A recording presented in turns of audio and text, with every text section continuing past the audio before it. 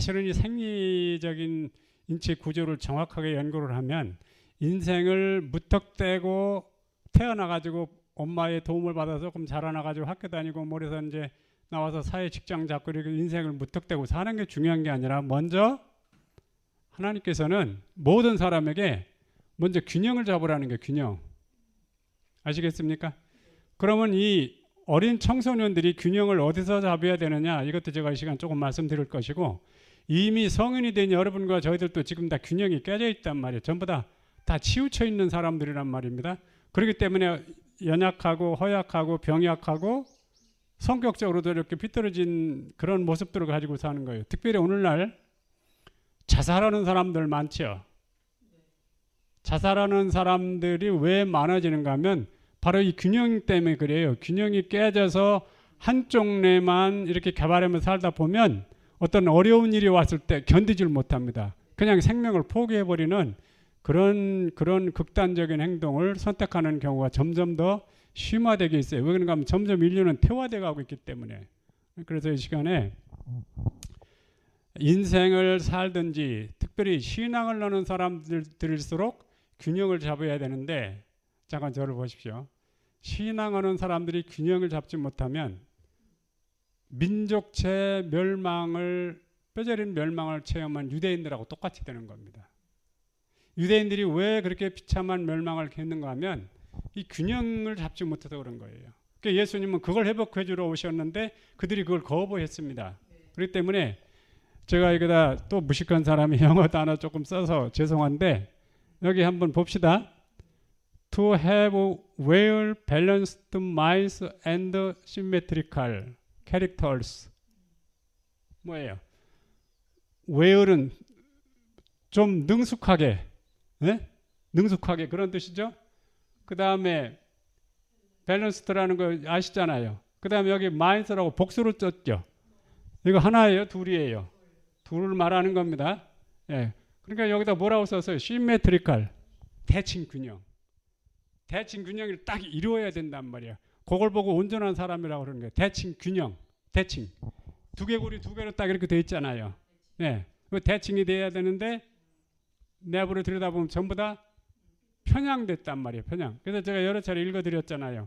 세상에는 편향적인 사람들로 가득 차 있다. 다시 말하면 이 대칭 균형이 전부 다 깨져 있단 말이에요. 그 여러분들도 나는 정상적인 사람으로 살아왔다 이러고 살아왔죠.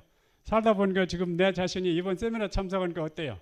아, 불완전한 사람 중에 내가 불완전한 사람이구나 알게 되죠. 그래서 제가 이번에 이 시간에 좀 이건 진짜 진지하게 여러 시간 나눠야 될 그런 내용이지만 제가 조금 좀 설명을 좀 드리겠습니다. 이 심메트리컬 대칭 균형이 대단히 중요하고, 그 다음에 웨을 잘 능숙하게 인생을 살면서 어떤 일이든지 능숙하게 잘 일을 해내는 사람이면 시원시원하겠죠. 그래서 대통령께서 적시적소에 합당한 인물을 딱 배치할 때, 네? 이 드월프 난쟁이 같은 사람 갖다 놓지 않고 이 한쪽만 개발된 사람을 갖다 놓지 않고 이거 뭐예요? 이게 뭐예요? 패컬티스. 네? 패컬티스는 두뇌적 지적 능력이 뛰어난 사람. 이런 사람을 패컬티스라고 그런단 말이야. 그러면 드월프, 난장이, 소인, 외서운 사람. 근데 겉으로는 안 보이잖아요. 속으로 이렇게 돼 있는 사람을 대통령이 어떤 사람 어떤 자리에 갖다 놓으면 그 사람이 그곳에서 자기를 능숙하게 할까요? 못할까요? 뭐 주어진 기간 동안 어느 정도 역할은 하겠죠. 그러나 명성을 떨치는 일을 못하는 거예요. 여기 캐릭터스라는 이 단어가 굉장히 중요하잖아요. 이 캐릭터스라는 단어가 굉장히 중요한데 이것이 그냥 품성이라고만 여러분 생각하고 말면 안 돼요. 이 캐릭터스라는 단어가 얼마나 중요한지를 여러분이 생각을 좀 하셔야 되는데, 이게 무슨 내용이냐면 제가 일부러 사전에서 적어 갖고 왔습니다. 읽어드릴게요. 인격, 품성, 덕성, 정직, 고결, 청렴, 명성 이렇게 되어 있단 말이에요. 인격, 품성, 덕성, 정직, 고결, 청결, 명성. 오늘날 세상에 정직한 사람이 얼마나 될까요? 네? 자, 여기 보세요. 이 대칭 균형이 딱 잡힌 사람은요, 죽으면 죽었지 부정직하게 행동 안 합니다. 그렇게 돼 있어요. 이 생리 구조가. 원칙을 절대 양보하지 않습니다. 멋있죠? 그러니까 뭐예요? 균형이 잘 잡힌 사람은, 네? 뭐라고요? 시메트리컬, 균형이 잘 잡힌 사람은 지금 읽어드린 대로 아름다운 품성을 가지고 있는 사람인데 알고 봤더니 인격, 품성, 덕성, 정직, 고결, 청렴, 명성을 떨치는 사람이 된다 이 말. 그렇기 때문에 두뇌적 지적 능력이 뛰어난 사람, 이런 사람을 적시적소의 제자리에 갖다 놓으면 그게 바로 적시적소에 합당한 인물 그러는 거예요. 저들이 보는 영감의 서적 이런 말씀이 있습니다. 이 시대에는 인물이 필요하다. 그 인물이란 매매되지 않는 사람, 돈 몇 푼에 자기 인격을 팔지 않는 사람, 아셨죠? 돈 몇 푼에 자기 명예를 팔지 않는 사람,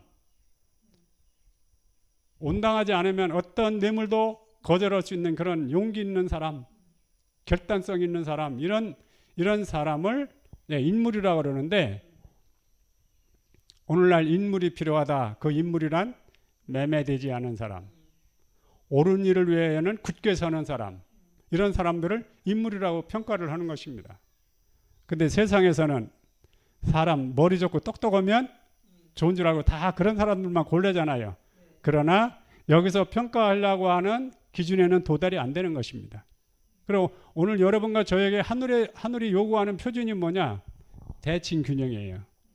근데 대칭 균형이 되지 않고 깨져 있는 사람들은 대칭 균형을 회복하기 위해서 노력을 해야 되고, 그러면 우리 한국이나 이 지구가 어떻게 하면 희망이 있느냐?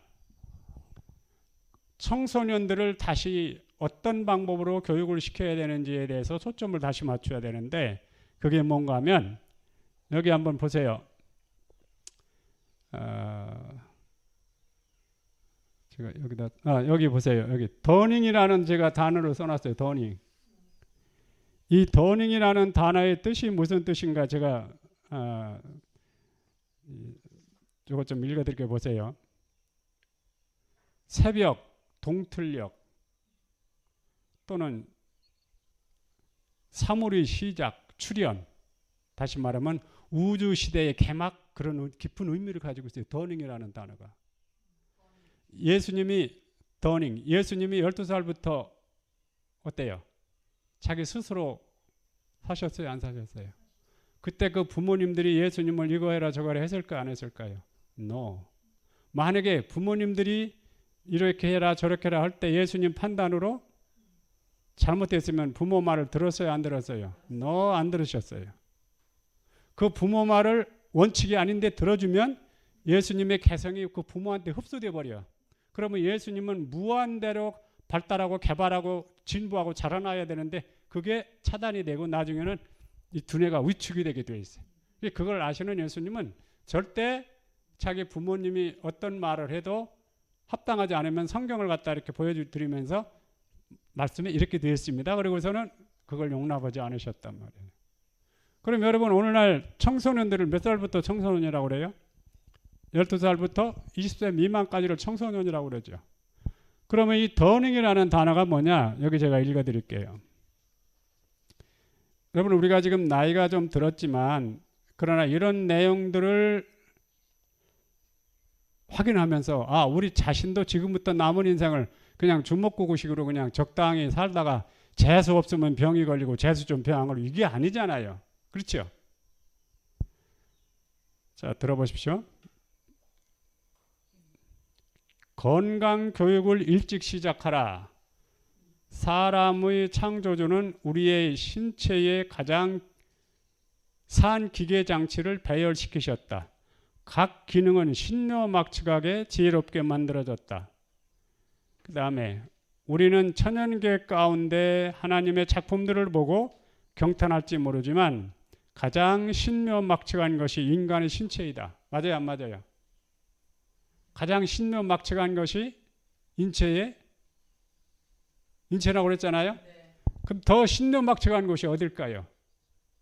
그게 어제 바로 제가 심장 안에 동방결절이라는 부분하고 바로 여기입니다. 여기. 제가 이번에 어떻게 이 독립적인 이 두 개가 조화롭게 일치돼 가지고 이렇게 100% 다 가동시켜서 개발할 수 있는지에 대한 이 얘기는 이번에 제가 말씀드릴 시간이 안 되기 때문에 다음 기회에 제가 이거는 한 2시간 좀 이렇게 좀 말씀을 나누려고 생각하고 있는데요. 제가 쓴 생명의 법칙을 따라 사는 행복한 사람들이라는 책 속에 제가 좀 써놓은 내용이 있어요. 과학자들이 이 세계를 뭐라 그래요? 인간 과학의 최후의 프론티어라고 이렇게. 뭐예요?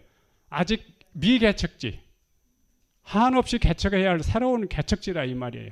그렇기 때문에 이 부분을 여러분 연구하면 연구할수록 참으로 신묘막측하게 되어 있습니다. 그래서 제가 이 부분에 대한 특별한 계획을 지금 가지고 있는데요. 이번에는 제가 그런 내용까지는 말씀을 드리지 못하겠습니다. 자, 천연계 가운데 하나님의 작품들을 보고 경탄할지 모르지만 가장 신묘막측한 것이 인간의 신체다. 잘 보세요. 이성이 동틀 때부터 이렇게 딱 나와요. 뭐가 동틀 때부터? 이성이 동틀 때가 지점이 어딘지 아세요? 그렇죠. 12살. 12살이 되면 부모들이 아이를 잘 키워놓으면 12살이 되면 이 대칭 균형을 이룬 균형 잡힌 이 마인드를 가지고 뇌를 가지고 그때부터 자기 스스로 창의력을 발휘하면서 멋진 인생을 얘가 스스로 설계해 나가도록 돼 있어요. 근데 오늘날 이 인간사의 교육은 그게 아니라 이미 틀에 짜여진 테두리 안에 갖다 다 집어넣고 너도 이런 사람이 되거라. 그렇게 교육을 시킨다고요. 그러니까 다 위축되어 있어요. 그 범위를 벗어나지를 못해요. 그 범위 안에서 누가 조금 똑똑하냐, 누가 조금 더 머리가 좋으냐. 여러분 IQ가 좋은 것보다 지능이 좋고 총명하고 머리가 좋은 인텔리전트한 사람을 만드는 게 중요한 거예요. 뭐라고요? IQ가 좋은 게 아니라 뭐라고요? 지능이 좋고 총명하고 머리가 좋은 인텔리전트한 사람을 만드는 것이 교육의 목표가 돼야 되는 것입니다. 제가 활동을 하다가 여러 사람을 좀 만났는데요. 한 번은 충청남도 그 대천이라고 하는 데 갔다가 대천 여자고등학교 교장 선생님하고 만나서 장시간 대화할 시간이 있었는데 저하고 이제 저는 사람들 교육자들 만나면 제가 이런 쪽으로 대화를 이렇게 해드리니까 그분들도 그쪽으로 이제 이렇게 대화를 이제 나눌 수밖에 없잖아요. 근데 이분이 저한테 이런 말씀을 하세요. 제가 그 얘기 처음 들었어요. 교육자 되시는 분을 만나서. 교육의 목적은 남을 위해서 봉사를 더 효과적으로 하도록 하기 위해서 교육하는 겁니다. 딱 그러시는 거예요. 제가 한 40년쯤 얘기인데 제가 기억합니다. 교육의 참 목적은 사람들이 봉사를 더욱 효과적으로 하기 위해서 교육한다는 말씀을 하시는 거예요. 근데 그분의 그 경험을 얘기하는데 이런 말씀 하시더라고요. 그 학교를 운영하시다 보면 왜 좀 덜어 퇴학시켜야 될 학생들이 덜어 나오죠. 그죠? 도무지 훈계해도 안 되고 뭐 어떻게 다스려도 안 되고 뭐 이렇게 설득해도 안 되고 이 정도면은 퇴학을 시켜야 되겠다. 그래가지고 4명의 학생을 퇴학시키기로 이제 학교에서 전체 결정이 됐어요. 그 퇴학시키기로 결정을 딱 한 다음에 이 아이들을 이제 퇴학을 시키지 않고 결정을 해놓은 다음에 그 다음에 거기 있는 그 직원들한테 이 아이들을 교장 선생님이 자기한테 좀 맡길 수 없겠느냐 이렇게 양해를 구해가지고 이 아이들을 자기가 인수를 받았어요. 그리고 저는 교장 선생님 사택으로 이 아이들을 데리고 갔어요. 그 사모님이 그걸 또 협력을 해주니까 가능한 얘기입니다. 그 데리고 가서 이 아이들한테 이게 너희들 방인데 내 집처럼 편안하게 사용하거라. 그렇게 하고 너희들은 집에 가지 말고 학교 수업 끝나면 이게 너 집이라고 생각하고 여기로 오고 그 다음에 아침에 우리와 같이 밥을 먹고 학교를 가야 된다. 이제 너희들 이미 퇴학이라고 하는 결정이 난 상태니까 교장 선생님 말 듣겠어요? 안 듣겠어요? 듣죠. 그죠? 그러니까 이제 이 학생들이 교장 선생님이 퇴학 처분이 된 자기들을 이렇게 관리하는 거 자체가 벌써 뭐예요? 감동이죠, 감동. 맞아요, 안 맞아요? 지금 누가 행복할까요? 교장 선생님 행복하죠. 아까 제가 얘기했잖아요. 그런 행동을 할 때 교장 선생님 내신경 그 수상돌기라고 하는 나뭇가지 같은 거기에서 자꾸 좋은 자극을 받으시기 때문에 교장 선생님 몸으로 좋은 호르몬이 나오고 좋은 전기가 막 흐른단 말입니다. 아시겠죠? 그래가지고 이제 이 아이들을 그런 식으로 공부를 시키다 보니까 이 아이들이 사람이 양심이라는 게 좀 있잖아요. 그러니까 이 학생들이 정직하게 성실하게 이렇게 생활하면서 거기서 함부로 행동도 안 했을 거 아니에요. 조심조심. 그러다 이 아이들이 다 100% 그 나쁜 습관들이 고쳐져 가지고 다시 학교에서 퇴학 처분한 거를 취소하고 정상적인 학생들로 이렇게 다시 학교를 나오게 해가지고 다 건졌다는 얘기를 하시는 거예요. 멋있죠? 제가 이 시간에 좀 말씀을 드리려고 그러는 것 중에 하나가 오늘날 종교교회 지도자들이나 또 교육계의 지도자들이나 심지어는 정치계의 지도자들이나 어디든지 인간이 사는 곳에는 어떤 인물이 필요한가 하면 이 심메트리칼이라고 하는 대칭 균형이 딱 잡힌 그러한 인물들이 필요한 것입니다. 이러한 인물들을 일컬어서 하나님은 지도자라고 그러는 거예요. 이러한 인물들이 아니면 그냥 그 자리만 연연하고 마는 것입니다. 그냥 거기 있는 동안 조금 뭐 수고들 하느라고 애들은 쓰지만은 하늘이 인정하는 수준은 아니라 이 말이에요. 그러면 하나님께서 모든 사람한테 이 대칭 균형이라고 하는 이 균형을 잡고 인생을 시작하거라, 균형을 잡고 교육 사업을 하거라, 균형을 잡고 신앙생활을 하거라 이렇게 말씀하시는데 여러분과 저도 이제라도 정신을 차리고 이 부분에 대해서 좀 더 심각하게 생각을 할 필요가 있는 것입니다. 자, 여기 더닝이 뭐라고요?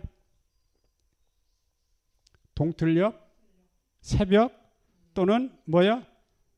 사물의 시작, 출현, 우주시대의 개막이라는 의미까지 포함이 되어 있는데 제가 연구하는 책의 영문으로 보면 그런 단어가 다 나와요.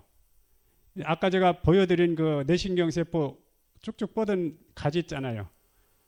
사실은 이 우주시대의 개막이라는 말은 12살 때부터 균형이 딱 잡힌 사람은 점점 이 손이 뻗어나가가지고 옆에 있는 내신경세포들하고 자꾸 연결이 됩니다. 그럼 한없이 관심이 뻗어나가가지고 나중에는 그 스트레치라는 단어가 나오는데 그 상상의 날개를 통해서 이 영적 기능을 통해서 우주 세계를 다 더듬을 수 있는 그런 기능까지 발휘가 되게 되어 있어요. 놀랍죠? 엄청난 얘기입니다. 네, 그래서 제가 이런 것까지를 포함해서 제가 요 대칭에 대한 문제에 어떻게 조화롭게 두 개의 재능을 하나로 만들어서 원 세트로 만들어 가지고 균형지게 개발할 수 있는지에 대한 문제는 제가 다음 기회 있을 때 제가 말씀을 드리도록 그렇게 하겠습니다. 자, 여러분 강의 좀 들어보니까 어때요? 제가 몇 번 물어보는 질문 있잖아요. 아, 인생을 다시 새로 살아왔으면 좋겠다. 그죠? 처음부터 뭐를 잡고? 균형을 잡고. 저는 가끔 저희 집 사람한테 그럽니다. 나는 세상에서 가장 위대한 사람들 두 분이 있는데 그게 제 부모님이라고. 그게 무슨 말인가 하면 저희 부모님이 제가 어렸을 때 제 지력을 굉장히 자라나게 해주셨어요. 제가 이제 무슨 일을 시키면 어제 얘기했잖아요. 아침에 얘기했잖아요. 심부름을 시켜도 그냥 훌쩍 날아갔다 오니까 너 어떻게 벌써 갔다 왔는데 너 번개도 아닌데 어떻게 그러냐 할 정도로 흔쾌하게 막 하니까 저한테 일을 많이 시킬 거예요. 저부터도 군대에 있을 때요. 이렇게 쫄병들 들어오면 딱 행동 보면 보이잖아요. 답답한 사람인지 민첩한 사람인지. 그럼 답답한 사람은 항상 열애로 치워놓고 좀 민첩한 사람들 들다가 이제 자꾸 제가 심부름 시키고 그랬거든요. 마찬가지입니다. 근데 부모님이 저한테 얼마나 일을 많이 시켰는가 하면 학교 갔다 오면 숙제할 시간도 안 주세요. 지나칠 만큼 아주 머슴이라고 할 만큼 저를 일을 시켰어요. 머슴이라고 할 만큼. 또 어머님이 저희 6남매를 키우시면서 바쁘시니까 아버지는 또 이 사업하시느라고 바쁘시니까 어머님이 다 살림하시는데 어머님이 그 일을 다 할 수가 없어요. 그러니까 제가 어머니를 도와주느라고 동네에서 소문 나기를 쟤는 여자 반 남자 반 그러세요. 남자이고 여자이고 못하는 게 없었어요. 여자 반 남자 반. 그래요. 이 패컬티스에 이 조건이 갖춰지면 무슨 일이든지 할 수 있다고 하는 것은 여기서 자동적으로 그것이 그렇게 되게 되어 있습니다. 여기 어떤 말씀이 있는가 하면요. 아주 재밌는 말씀이 있는데요.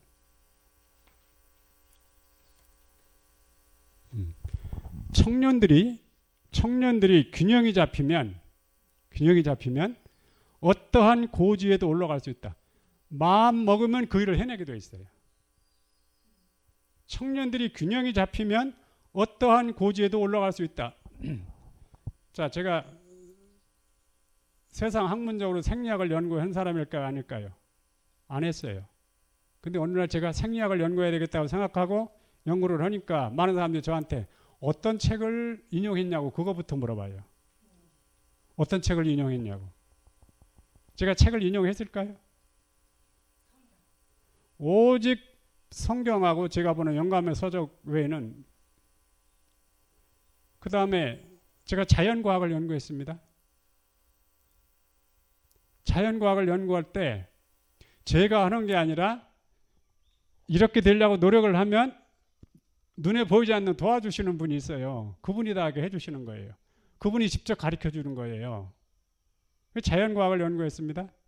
그 다음에 제가 물리학을 연구했기 때문에 제가 앞으로 여기 보따리를 끌어놓겠다고 그러는 겁니다. 그러면 마음만 먹으면 어떠한 고지에도 올라갈 수 있다. 이거 거짓말 아니잖아요. 네? 자, 인간 생명 과학에 대한 참된 지식이라고 말하는 생리학을 제가 연구했더니 모든 환자들의 병의 원인을 알게 돼가지고 지금 환자들을 누구든지 다 만나면 도와주고 역할을 하는 일을 하잖아요. 그렇죠? 그럼 여러분도 할 수 있을까요? 없을까요? 있죠. 왜? 이성을 다 가지고 있기 때문에. 이성이 있는 사람은 나는 학벌이 있다 없다 이게 중요한 게 아니에요. 나는 많이 배웠다 못 배웠다 이게 중요한 게 아니에요. 물론 의사 선생님들이나 변호사님들이나 판사님들이나 또 교회 목사님들 이분들을 특별히 하나님께서는 또 이 세상에 있는 과학자들 하나님께서 이분들을 뭐라고 평가하시는지 아세요? 큰 고기들이라고 그럽니다. 큰 고기. 그리고 우리같이 평범한 사람들을 그래서 작은 고기라고 그래요. 그러니까 이 목사님들이나 의사들이나 또 이 세상에 좀 이렇게 그 우치에 있는 사람들을 큰 고기라는 말을 하나님이 그들을 대우해드리는 거예요. 그분들이 만약에 대칭 균형이 딱 됐다 하면 더 엄청난 일을 할 사람들이기 때문에 하나님께서는 그분들한테 비중을 두는 겁니다. 그렇기 때문에 제가 이 생리학 같은 거 연구할 때 이렇게 저기 대전에 그 어디요? 그 대전에 거기 저 과학촌이 있잖아요. 예. 또 카이스트 같은 데 가서 박사님들을 일부러 만납니다. 생리학자 교수님 일부러 찾아가서 대화를 제가 해보는 거예요. 어떤 대화 했는지는 제가 여기서 말하지 않겠습니다. 그러니까 많이 배우고 공부를 많이 한 분들은 일단 머리가 좋기 때문에 그 머리가 좋은 분들이 겸손하게 이런 것들을 받아들여서 균형이 딱 잡혔다 하면 이 사람들은 더 위대한 일을 해낼 수 있는 인물들이기 때문에 하늘에서 가치를 거기다 더 비중을 둔다 이 말이에요. 아시겠죠? 청년들이 균형이 잡히면 원하는 어떤 고지에도 올라갈 수 있다. 한쪽만 개발을 하면 그쪽은 개발될 수 있지만 허약한 사람이 된다 그랬어요. 아까 제가 뭐라고 그랬어요? 자살을 많이 하는 사람들이 뭐 때문에 그런다고요? 균형이 깨진 상태에서 치우친 상태에서 제가 여기 있는 내용을 좀 읽어드릴게요.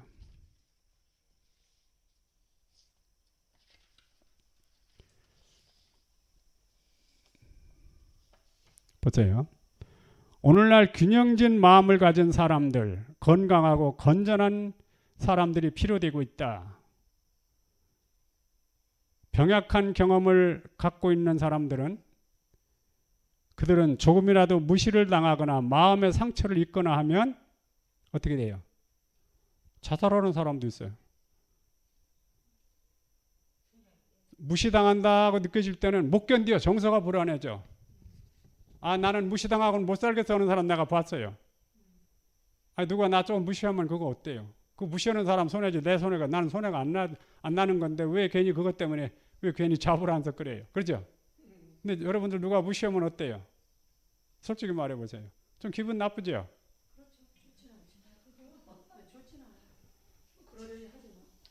아니 해마다 명절 때만 되면 제가 조금 그렇게 듣고 싶지 않은 그렇게 유쾌하지 않은 뉴스가 좀 나오는데 뭔가 하면 아니 명절 때 되면은 모처럼 시골에 가서 부모님 중심으로 형제들이 가족들이 모여가지고 맛있는 음식 좀 해서 이렇게 나누면서 덕담도 나누고 뭐 이렇게 그런 얘기만 나오면 좋은데 아니 스트레스 받는다는 얘기가 자꾸 나와요.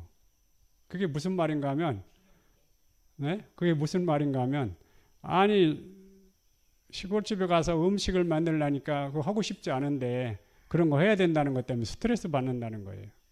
그리고 금년에 내가 설거지 했으니까 다음엔 네가 해야 되는데 설거지 안 하면 또 작년에 내가 설거지 한 것 때문에 기분이 나빠. 아니 그런 마음 가지고 인생을 살면 얼마나 피곤해요. 그게 왜 그러냐. 아까 제가 얘기한 대로 이 드월프 난쟁이가 돼가지고 그렇단 말이에요. 소인 왜소한 사람 겉은 성인으로 다 장성했는데 이 속 사람이 크지를 않았어. 그냥 어렸을 때 그 난쟁이로 그냥 있어. 근데 요 키가 점점 자라나면 딱 크면 작년에 내가 설거지 했어도 아랫 동서가 설거지 하려고 그러면 동서 오늘하고 피곤할 텐데 가서 쉬고 있어. 내가 할게. 그래요. 그러면 형님 내가 내년에 와서 할게요. 그렇게 해. 그럼 내년에 또 갔어. 그러면 이 사람이 또 동서 조금 피곤해 보이는데 저기가 쉬고 있어. 내가 할게. 아니 이 정도는 돼야지. 맞아요? 안 맞아요? 네? 내가 저를 얼마나 생각하려는데 지가 나한테 이렇게 해야 돼? 그런 마음 가지고서 어떻게 인생을 살아요?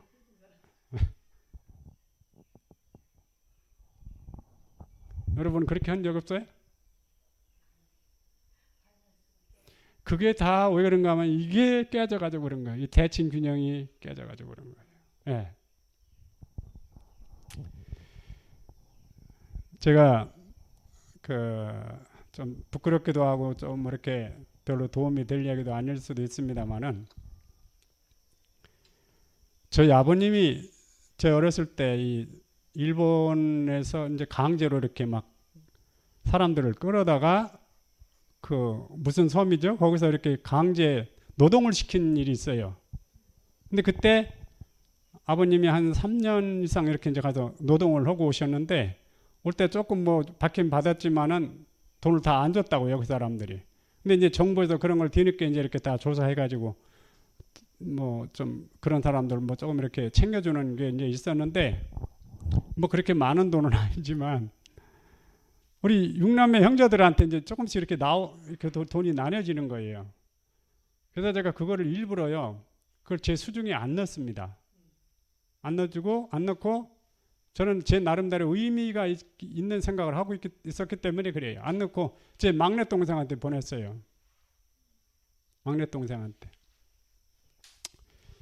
저는요,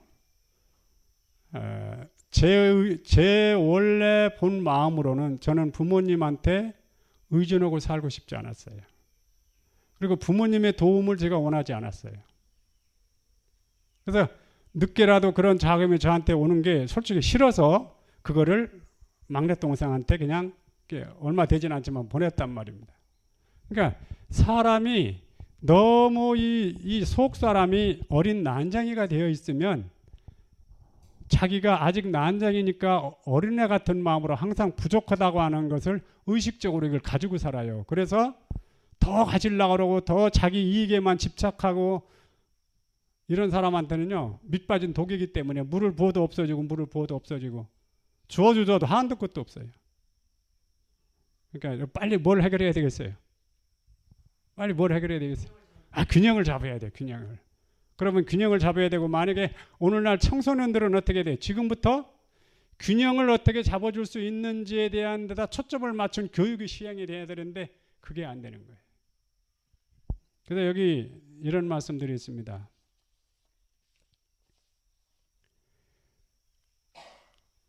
가장 중요한 공과 자녀들의 초기 교육에 있어서 많은 부모들과 교사들은 신체와 두뇌의 건강한 상태를 확보할 수 있도록 최대의 관심을 신체에 기울여야 할 필요가 있음을 이해하지 못한다. 행복과 복리는 자녀들이 그들의 생애의 초기에 받는 신체적, 도덕적 교육에 크게 의존하게 된다. 부모들은 생리학을 깨닫고 자녀들에게 그것을 가르쳐야 한다. 그러면 부모들이 생리학을 깨달은 사람이면 자녀한테 가르칠 거 아니에요? 자, 제가 한 사람 얘기를 좀 참고적으로 해야 되겠습니다. 이제 저하고 관계 있는 어떤 분이 제가 이렇게 하는 설교를 듣다가 학교 선생님이셨는데, 여자 선생님이셨는데 아들이 하나 있었어요. 그때 아들이 4살인가 5살인가 있었는데, 내가 다른 사람을 가르치는 것도 중요하지만 내가 낳은 자녀를 이 균형 잡힌 자녀로 키워야 되겠다고 뜻을 정했어요, 이분이. 그러면 그 젊은 엄마가 좋은 직장을 버리고 자기 자녀를 균형 잡힌 자녀로 키워야 되겠다고 생각을 했을 때 멋있잖아요? 그러면 이제 그 아이를 균형 잡히게 다 키워놓으면 그 아이가 오늘날로 말하면, 옛날로 말하면 그게 모서가 될 수 있고, 그 엄마는 모세 어머니 요괴벳이 될 수 있는 거예요. 그 아이 하나를 올바로 키워놓으면 그 아이가 앞으로 장차 커가지고 이 사회나 이 국가로 해서 위대한 일을 할 수 있도록 되어 있는 게 이게 하늘의 뜻입니다. 그래서 제가 그분을 지금 굉장히 교감하면서 이렇게 계속 자주 통화하면서 그 아이를 어떻게 키우는지를 계속 제가 지금 확인하고 있는데, 눈부실 정도로 달라지고 있습니다. 깜짝 놀랄 일입니다. 그래서 이 아이가 5살 때인가 6살 때 아버지가 이 아이를 데리고 목욕탕에 갔는데, 아버지가 있으니까 목욕탕 갈 때 남자니까 아버지가 데리고 가잖아요. 근데 목욕하고 나와서 아버지가 음료수 한 병하고 빵을 하나 사가지고 아들한테 딱 주니까, 아빠 나는 그런 거 안 먹습니다. 딱 얘가 거절을 하는 거예요. 그러니까 아버지도 깜짝 놀라는 거예요. 네가 어떻게 이렇게 이 정도가 됐냐, 이렇게 이제 놀랄 거 아니에요. 절대 이 아이가 그런 걸 타협을 안 해요. 균형이 딱 잡히면요, 어린 나이부터 이 영적 키가, 지력이 자라나기 시작하는 아이들은 판단력이 쓰기 때문에요, 나이하고 상관없습니다. 지금 이 아이의 성장하는 과정을 제가 이야기하면 여러분이 깜짝 놀랄 얘기가 많은데 시간상 제가 생략하겠습니다. 바로 그겁니다. 내가 낳은 자녀를 균형 잡힌 아이로 제가 생리학을 강조해 줬거든요. 이 아이한테 생리학을 가르쳐 주면은 이 아이는 앞으로 탁월한 사람이 될 수 있으니까, 즉 성경으로 말하면 다니엘 같은 사람, 모세 같은 사람이 될 수 있으니까 그렇게 키우라고 제가 주문을 했거든요. 근데 이분이 그거를 겸손하게 그걸 받아들이려면 뭔가 희생을 해야 되잖아요. 그 교육을 희생하고, 그 직장 희생하고 지금 그렇게 하고 있는데, 눈부실 정도로 이 아이가 지금, 제가 얘기 다 하면 깜짝 놀랄 일이 많습니다. 바로 그거예요. 그럼 이 아이가 지금 8살인가? 8살인가요? 9살? 네, 이 아이가 12살이 딱 되면 그때는 이 엄마는 이 아이한테 전혀 손 댈 필요가 없어. 일반적인 아이들하고 갖다 놓으면요, 비교가 안 돼요, 비교가. 그러면 이 아이는 지금 유치원 같은 거 안 다녀도 나중에 만약에 이제 왼쪽 뇌가 해당되는 이제 학습을 받고 교육을 받잖아요. 속도감이 아무도 못 따라옵니다. 그렇게 돼 있어요. 그렇게 돼 있는 상태에서 정신 노동을 많이 해도 지치지가 않기 때문에 공부를 해도 실증이 안 나게 돼 있는 거예요. 예. 공부해라 말아라 그렇게 해야 할 이유가 없잖아요. 자기가 알아서 해야 되는데 왼쪽뇌만 자꾸 개발시키려고 하다 보니까 아이들이 힘드니까 안 하려고 그러는데, 난쟁인데 힘드니까 안 하려고 그러는데, 나중에 키는 난쟁이로 되어 있기 때문에, 내가 저번에 신문 보다가 놀랐는데 정부에서 이렇게 얘기하더라고요. 정책적으로 이 카이스트 대학에 왜 이렇게 자살하는 사람이 많으냐, 왜 이렇게 정신 이상에 대한 문제가 많이 발생, 정부에서 고민을 하더라고요. 그걸 제가 직접 봤어요, 뉴스 보다가. 그럼 왜 그런 사람들이 많이 일어나느냐? 바로 이거예요. 드월프. 속 사람 영적 지력은 난장이가 되어 있는데 너무 벅찬 공부를 하다 보니까 희망이 없어. 너무 피곤한 거예요. 그냥 극단적인 선택을 하는 겁니다. 그러니까 이런 근본적인 문제를 풀어주면서 청소년들을 보호하고 우리 자녀들을 장래를 위해서 염려하고 이런 교육이 돼야 되는데 지금 이게 안 돼 있고서는 계속 치우쳐진 마인드를 가지고 이렇게 하면 될까 저렇게 하면 될까 정책을 자꾸 바꾸고 뭐 교육적인 무슨 시스템을 바꾸고 자꾸 그러지만은 도찐개찐이란 말이에요. 그러니까 여러분들도 자녀들을 저 집도 마찬가지예요. 자녀들을 이 지력을 피곤하지 않도록 해주는 것이 어떻게 하는 것인지를 그거를 알고 여러분 자신도 마찬가지입니다. 제가 한 경험을 말씀드릴게요. 제가 호주에 있을 때 조금 두꺼운 책을 한 권 쓰게 되어 있었습니다. 근데 책을 쓰다 보면 처음부터 끝까지 구슬을 깨듯이 이렇게 물방울 흘러가듯이 쫙 구슬을 깨듯이 깨야 되거든요. 그러면 책을 쓰다가 뭐 때문에 중단하고 뭐 며칠 있다 쓰고 이렇게 되면요. 조금 흔들려요. 그래서 책을 빨리 쓸 욕심으로 새벽 4시부터 일어나서 밤 10시까지 그럼 몇 시간이에요? 16시간을 매일 책을 쓰는 거예요. 구슬 깨는 것이 만약에 중단되면 그게 안 되니까 빨리 그렇게 책을 쓰기 위해서 이제 그렇게 막 16시간을 쓰는데 나중에 어느 날 머리가 띵 하고 아프기 시작하더라고요. 그래서 제가 생리학을 연구한 사람이 알잖아요. 그래서 어떻게 하면 이것이 풀리는 걸 아니까 3일 동안 책 쓰는 걸 딱 중단하고 이렇게 제 나름대로 해가지고 이걸 다 해결을 했어요. 그런 다음에 책을 쓰니까 아무 문제가 없어요. 그래가지고 그냥 삽시간에 책을 다 썼거든요. 바로 그겁니다. 생리학을 연구하지 않으면 그걸 풀는 방법이 없어. 그럼 자칫하면 어떻게 돼? 또 약을 먹여야 되고 또 엉뚱한 행동해야 되고 그렇잖아요. 그러니까 인간 생명 과학에 대한 지식이라고 말씀하시는 생리학을 연구하면 그렇게 자기 몸을 관리할 줄 아는 의사가 된다. 그렇게 제가 저번에 읽어드렸잖아요.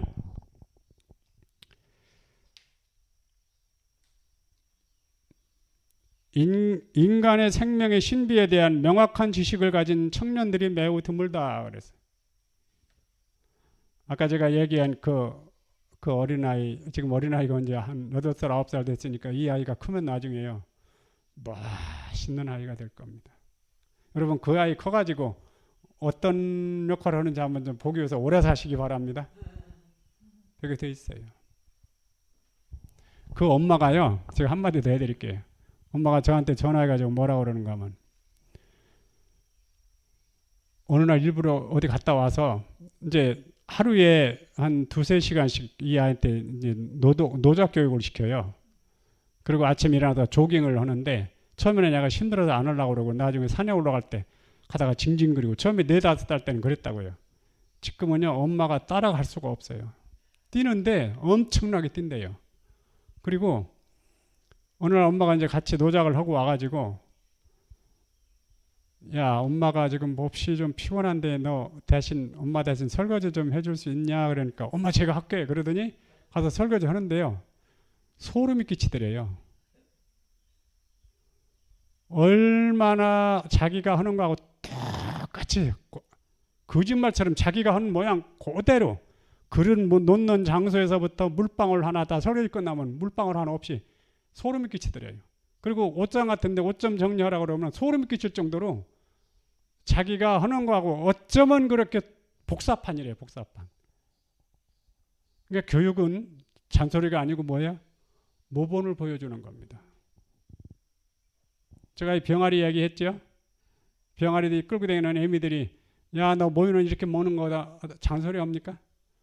병아리 보는 앞에서 그냥 찍어 먹고 또 먹이 찾아가지고 제 새끼들 먹는 거 보여주고 그 다음에 흙을 발로 이렇게 막 이렇게 던져가지고 목욕하는 거 보여주고 물 먹는 거 보여주면 되는 거 아니에요, 그죠? 그리고 하늘에서 매가 나타나면 숨는 거 그거 다 가르쳐주면 돼, 행동으로 보여주면 되는 거잖아요. 이 교육이라고 하는 거는 모본인데 모본은 없고 이 사회는 이 모본이라는 건 여기서 나오는 거예요. 대칭에서 모본이 나오지 않으면 치우친 편향된 사람들이 가르치게 되면 잔소리를 해야 돼요. 얘기를 해야 돼요. 오늘 여러분 이번에 조금 좀 색다른 강의 좀 들으셨잖아요. 그죠? 차원을 바꾸셔야 됩니다. 차원을 바꾸셔. 아, 나는 부족한 사람이니까 이거는 변명입니다. 이거는 핑계입니다. 모든 사람한테 뭐가 있다고요? 이성이 있고 또 선택권이 있어요. 의지가 있어요. 의지력이 있어요. 보세요. 체력, 지력, 의지력, 선택력 이런 말이 많잖아요. 누구나 똑같이 예.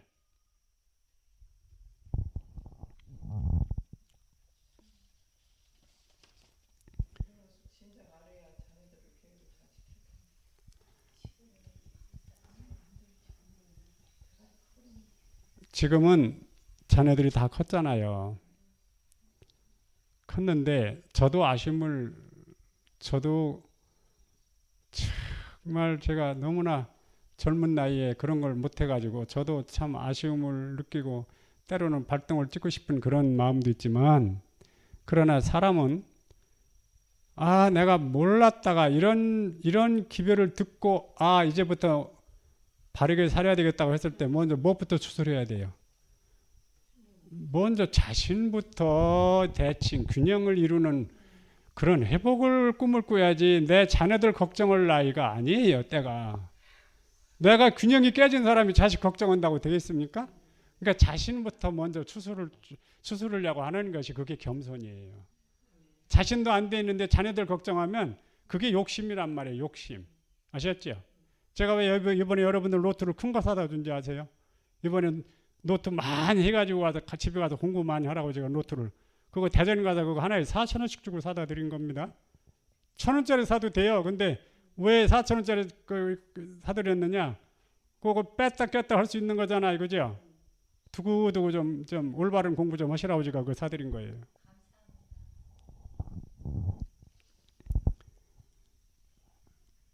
인생의 원칙으로 균형이 잡히면 그대들이 원하는 어떤 고지에도 올라갈 수 있다. 하나님께서는 귀한 청년들을 사랑하신다. 나이 먹은 사람들이 균형 잡히는 게도 가치가 있어요. 청년들이 균형 잡히는 게도 가치가 있어요. 청년들이 균형이 잡히면 나이 먹은 사람보다 더 10배, 20배 더 많은 일 할 수 있잖아요. 그죠? 그러므로 그들이 재능을 개발이 없이는 자라나는 것을 보게 되면 하나님이 기뻐하지 않으신다. 그들은 높은 책임 있는 지위를 위탁받을 자격을 갖춘 견실한 원칙을 가진 강한 사람이 될 수 있다. 보세요. 이렇게 12살 때부터 균형이 딱 잡히도록 부모들이 해주기만 하면 이 아이가 나중에 어떠한 고지도 올라갈 수 있는 자녀로 스스로 성장을 하는데 한 국가의 지도자도 될 수 있고 어떤 한 단체의 책임자가 되면 끝내주게 합니다. 서류가 스카우트 가려고 그래요. 근데 이제 옆에서 시기 질투하는 사람들이 많이 있겠죠. 여러분 시기 질투라는 게 얼마나 더러운 건지 아세요? 유대인들이 뭐 때문에 망했어요? 시기 질투 때문에 망했어요. 시기 질투라고 하는 거는요, 하늘을 떠와도 그 사람들한테는 그게 좋은 줄을 몰라요. 시기 질투라는 게 얼마나 더러운 건지 제가 인생을 살면서 많이 경험했습니다. 시기 질투는 너무 더러운 거예요. 예. 한 단체를, 한 집단을 아주 그냥 어둡게 만드는, 근데 가장 악마적인 더러운 게 시기 질투라고 나오지 않습니까? 우리가 보는 증언에 나오잖아요. 어쨌든 시기 질투를 받더라도요, 합당한 인물이 되시기 바랍니다. 시기 질투는 그 사람들이 하는 거고 나하고는 상관없어요. 그것 때문에 섭섭해 할 거 없어요. 그죠? 예, 시기 질투는 그 사람들이 하는 것이고 우리는 마땅히 도달해야 할 고지가 있는데 우리는 균형을 잡아야 돼요. 균형을 잡으면 나이 먹었다고 해서 상관이 없습니다. 90살이 돼도 상관이 없다고 그랬어요. 몇 살이 돼도요? 90살이 돼도 상관없어요.